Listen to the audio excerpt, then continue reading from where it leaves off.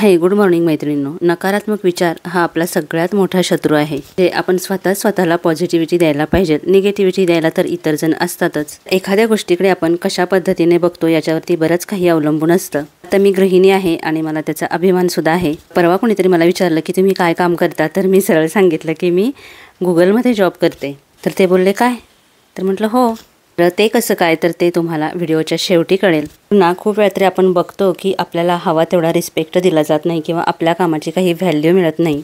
किंवा खूप वेळा तर असं आपण ऐकतो, असं म्हटलेलं की तुला काय यातलं कळतं, त्या जगाची काही माहिती तरी आहे का, दिवसभर घरीच तर असतेस. खरंच दिवसभराच्या सगळ्या कामांमधून स्वतःला अपग्रेड ठेवायला आपल्याला वेळ तरी मिळतो का? आणि असं कोणीतरी आपल्याला बोललं की फार वाईट वाटतं आणि आपण ती गोष्ट फार मनाला लावून घेतो. खरंच आपल्यामध्ये काहीच स्किल नाहीये का असं वाटत राहतं. म्हणजे बघा, दिवसभरात आपल्याला कोणीतरी काहीतरी बोलतं, आपला मूड खराब होतो आणि मग दिवसभर आपल्या डोक्यात तेच चालू राहतं आणि तोच विचार करून आपण आपला मूड खराब करून घेतो आणि त्यामुळं आपलं जे दिवसभराचं प्लॅनिंग असतं तर ते सुद्धा विस्कळीत होतं. कारण की आपण स्वतःपेक्षा सुद्धा इतरांच्या मताला जास्ती प्राधान्य देतो. इतरांना आपल्याविषयी काय वाटतं याला आपण जास्ती महत्त्व देतो. मैत्रिणींनो, आज आपण एका खूप छान अशा विषयावरती बोलणार आहोत. तर व्हिडिओ शेवटपर्यंत नक्की बघा. कारण की खूप वेळा तरी आपल्याला असं वाटत राहतं की आपल्याला ना सगळे गृहीत धरतायत, आपल्याला काही व्हॅल्यूच नाही आहे. म्हणजे आपण सगळ्यांकरता सगळं करत असतो आणि नंतर या सगळ्याचा काहीच उपयोग नाही. परवाच ना एक मैत्रीण खूप दिवसांनी भेटली, थोडीशी उदासच दिसली. म्हणून म्हटलं काय झालं ग? तर बोलली की एवढं शिकून काहीच फायदा झाला नाही ग. माझं शिक्षण बाजूला ठेवलं आणि मी घरातच बसले. घरातल्यांचं सगळं केलं, पण आता मला असं जाणवते की मला कोणी किंमतच देत नाही. मला सगळे गृहीतच धरतात. माझ्या काही आवडीनिवडी आहे याचं कुणालाच काही पडलेलं नसतं. मग खूप वाईट वाटतंय की आपण स्वतःसाठी काहीच केलं नाही. खूपशा गोष्टी करायच्या होत्या मनामध्ये, पण त्या करायच्या राहूनच गेल्या. आणि आता तर स्वतःचाच राग येतोय की त्यावेळेस मला ह्या गोष्टी का नाहीत समजल्या. आणि पुढे मला काय म्हणाली माहितीये का, तू मात्र खूप छान करतेस, स्वतःच्या आवडीनिवडी पण जपतेस आणि या वयामध्ये एक छानसं करिअर पण करतेस. मला मात्र या गोष्टी कधी समजल्याच नाहीत ग. मला खूप हसायला आलं. म्हटलं अगं, मला सुद्धा जरा उशिराच हे शहाणपण आलंय. पण म्हणतात ना, देर आहे दुरुस्त आहे, तसं काहीच. मुळात ना मैत्रिणींनो, आपण सगळ्याच जणी एकाच होडीचे प्रवासी आहोत. प्रत्येकाला आयुष्यात हे असे अनुभव येतच असतात. मला सुद्धा आले होते. आणि प्रसंगी आपण आपला स्वाभिमान बाजूला ठेवून नाती जपायचे असतात म्हणून सगळं काही करत राहतो. कारण शक्यतो आपल्याला जोडायला आवडतं, तोडायला नाही. एका पॉईंटला लक्षात येतं की हे सगळं जे आपण करतोय त्याला काहीच व्हॅल्यू नाही आहे. या गोष्टी करण्यात पॉईंट तरी काय? सगळ्या गोष्टींना आपल्याला बॅलन्स करता आल्या पाहिजे. आपली फॅमिली, नाती ही तर आपल्यासाठी महत्त्वाची आहेतच, पण आपण स्वतः सुद्धा आपल्यासाठी महत्त्वाचे आहोत. म्हणजे आपण घरीच असतो, गृहिणी आहोत आणि आपण जे काही काम करतो ना ते इतरांच्या लेखी फारसं महत्त्वाचं नसतं सुद्धा. मी सुद्धा हे खूप वेळा ऐकलंय की एवढं शिकून काय करतेस, घरातच बसलीस ना. कारण की अजून सुद्धा तुम्ही किती पैसे कमवता यावरच तुमची किंमत अवलंबून असते. कधी कधी ना आपण स्वतः सुद्धा याला जबाबदार असतो. कारण इतरांनी आपल्याला रिस्पेक्ट द्यायला पाहिजे असं आपलंच वागणं असायला पाहिजे आणि आपण जे काही काम करतो त्याची व्हॅल्यू सुद्धा इतरांना आपल्याला समजावता आली पाहिजे. तर मला ना खूप वाईट वाटलं तिचं ऐकून. तर मी म्हटलं जाऊ देत, आता झालं ते झालं, पण आता तरी तू स्वतःच्या आवडीनिवडी जपू शकतेस. तर पुढे तिचं उत्तर तयारच होतं. म्हणाली की आता काय करणार, आता खूप हातपाय दुखतात, शुगरसुद्धा झाली आहे आणि आता खरं सांगायचं तर काही करायचा मूडच होत नाही. त्याला ह्या सगळ्या गोष्टी करायच्या असं वाटत राहतं. तुम्ही स्वतःबद्दल जर एवढा निगेटिव्ह विचार कराल तर इतर जण तरी तुम्हाला कशी पॉझिटिव्हिटी देतील ना. खरं सांगायचं तर 40 नंतर प्रत्येकालाच काही ना काहीतरी त्रास होत असतो. तर तेवढंच घेऊन बसायचं म्हटलं तर जगायचं कधी? हे बघा, एका पॉईंट नंतर तुम्ही आनंदी आहात, दुःखी आहात याचा कुणालाही काही फरक पडत नाही. माझ्या ओळखीच्या अशा काही जणी आहेत की ज्या आता 45 नंतर सुद्धा कथ्थक शिकायला जातात. मला इतका आनंद झाला ना ते बघून. काही जणी तर गायनाच्या क्लासला सुद्धा जात आहेत. आता या वयामध्ये त्यांना काही अवॉर्ड मिळणार आहे का? पण हे सगळ्यांनी काय मिळतंय तर तो स्वतःचा आनंद आणि तो सगळ्यात महत्त्वाचा आहे. आणि हे सगळं तिला सांगितल्यानंतर ती बोलली मला नाही आवडत या गोष्टी. मग म्हटलं तुला आवडत आहे काय ते स्वतः शोधून काढ. बोलली की मलाच नाही माहिती आहे मला काय आवडतंय ते. मला खूप वाईट वाटलं खरं सांगायचं तर, कारण की ती स्वतःलाच विसरून गेलेली. मग थोड्या वेळा मी गप्पा मारल्या. मी तिला सांगितलं की थोडंसं बिझी राहण्याचा प्रयत्न कर, कारण की रिकामं बसलं ना की खूप नको ते विचार डोक्यात येतात आणि त्याच्यामुळे खूप जास्तीची निगेटिव्हिटी सुद्धा येते. मग बोलली की तुझे व्हिडिओ बघून खरंच खूप फ्रेश वाटतं ग.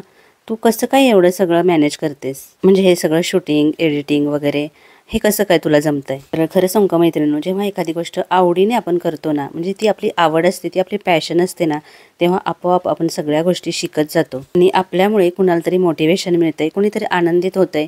ही भावना ना अजून जास्ती चांगलं काम करण्यासाठी प्रेरणा देते. तुम्हा सगळ्या मैत्रिणींच्या छान छान कमेंट्स असतातच मला मोटिवेट करायला.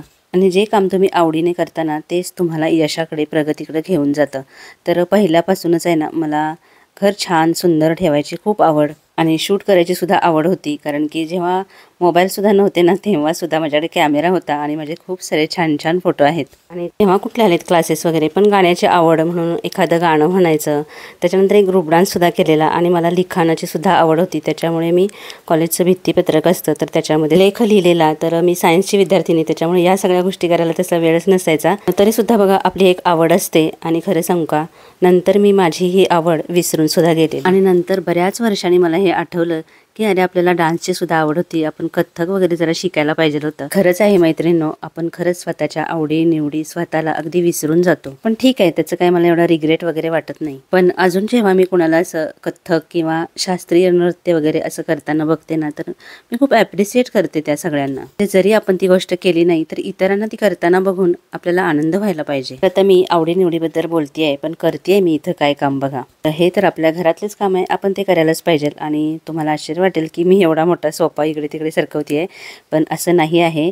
एकदम हलका आहे सोफा, जास्ती हेवी नाही आहे. तो घेतानाच मी तो विचार करून घेतलेला की साफसफाई करताना तो इकडे तिकडे व्यवस्थित सरकवता आला पाहिजे. नाहीतर काय होतं की मग ते क्लीन करता येत नाही, मग कितीतरी दिवस तशी धूळ पाठीमागे पडून राहते.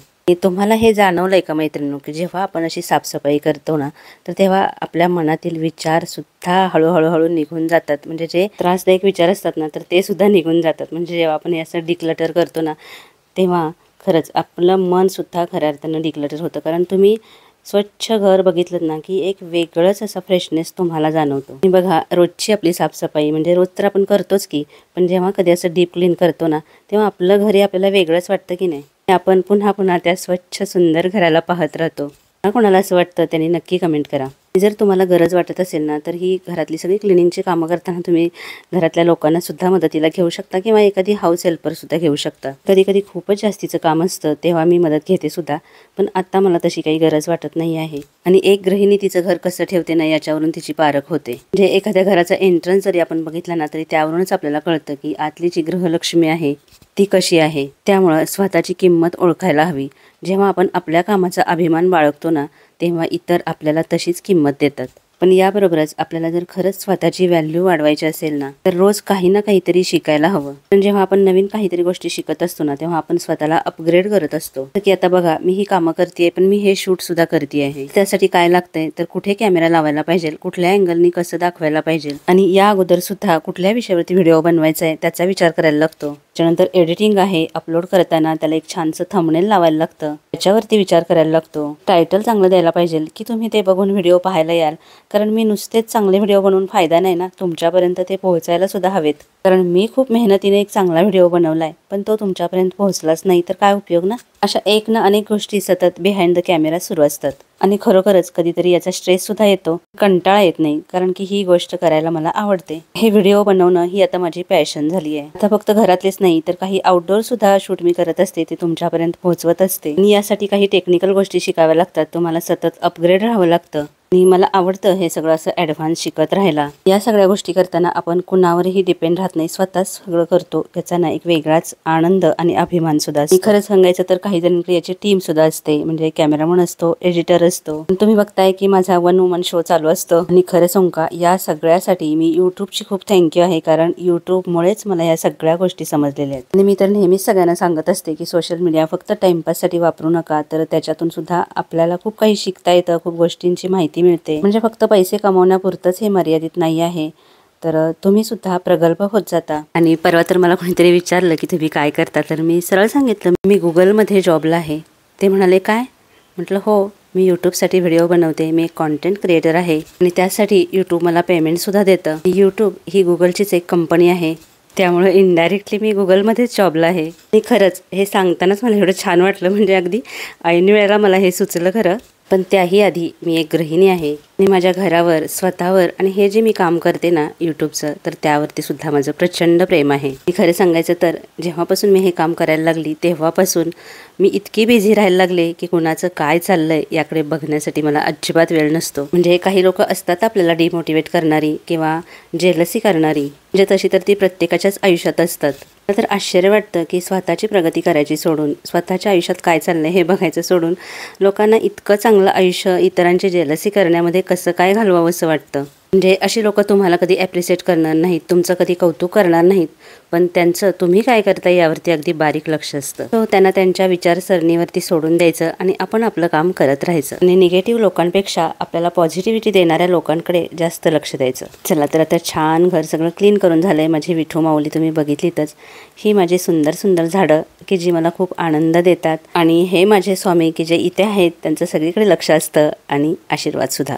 तर असं छान डीप क्लीन केल्यानंतर इतकं छान वाटतं ना घरामध्ये. हे असं सुंदर घर ठेवण्यासाठी किती मेहनत करावी लागते हे तर तुम्हाला सगळ्यांना माहितीच आहे. या खिडकीतून ना एक चाफ्याचं झाड दिसतं, तर त्याच्यावरती तर इतके छान छान पक्षी असतात ना, तर त्यांना बघत, त्यांचा आवाज ऐकत असे कॉफी घेणे हा तर माझा आवडता छंद. हे असं निवांत बसायला मेहनत सुद्धा तेवढीच घ्यावी लागते ना मैत्रिणींनो.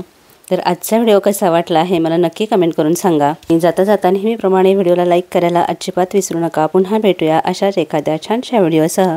तोपर्यंत खुश राहा, आनंदी राहा.